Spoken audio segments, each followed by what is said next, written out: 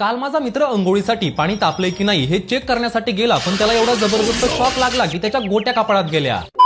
तुम्ही सुद्धा या थंडीमध्ये पाणी तापवण्यासाठी या रॉडचा वापर करत असाल तर हा रॉड तुमचा जीव सुद्धा घेऊ शकतो. त्यामुळे तुम्ही काही गोष्टींची काळजी घेतली पाहिजे. पहिली म्हणजे तुम्ही पाणी तापवण्यासाठी अशा स्टीलच्या बादलीचा उपयोग करू नका, तर प्लास्टिकच्या बादलीचा उपयोग करा, कारण यामध्ये करंट फ्लो होत नाही. तसेच बाथरूम मध्ये वॉटर हीटर ठेवू नका, कारण तिथे सर्व काही ओलं असल्याने शॉक लागण्याची शक्यता ही खूप जास्त असते. स्विच ऑन असताना बादलीतलं पाणी गरम झालं की नाही हे जाणून घेण्यासाठी पाण्यामध्ये हात घालू नका, कारण यामुळे तुमचं सगळं शरीर देवाघरी जाऊ शकतं. पाणी तापवण्यासाठी बादलीमध्ये किती पाणी असलं पाहिजे हे प्रत्येक रॉड वरती इंडिकेट केलेलं असतं. त्यामुळे बकेटमध्ये खूप कमी किंवा खूप जास्त पाणी तुमच्यासाठी धोकादायक असू शकतं. पुढची टिप सांगण्यापूर्वी आपल्या पेजला नक्की फॉलो करून ठेवा. वॉटर हीटर जुना असेल तर त्याची वायर चेक करा. ओल्या हाताने रॉडला स्पर्श करू नका. लहान मुले खेळतात अशा ठिकाणी पाणी गरम करू नका. रॉड डायरेक्ट पाण्यामध्ये बुडवू नका, तर अशा लाकडाचा वापर करा. आणि लाईट बिल वाचवायचं असेल तर रॉड वरती आलेला हा पांढरा थर काढून टाका. तर हा महत्त्वाचा व्हिडिओ तुमच्या सर्व मित्रांसोबत जास्तीत जास्त शेअर करा.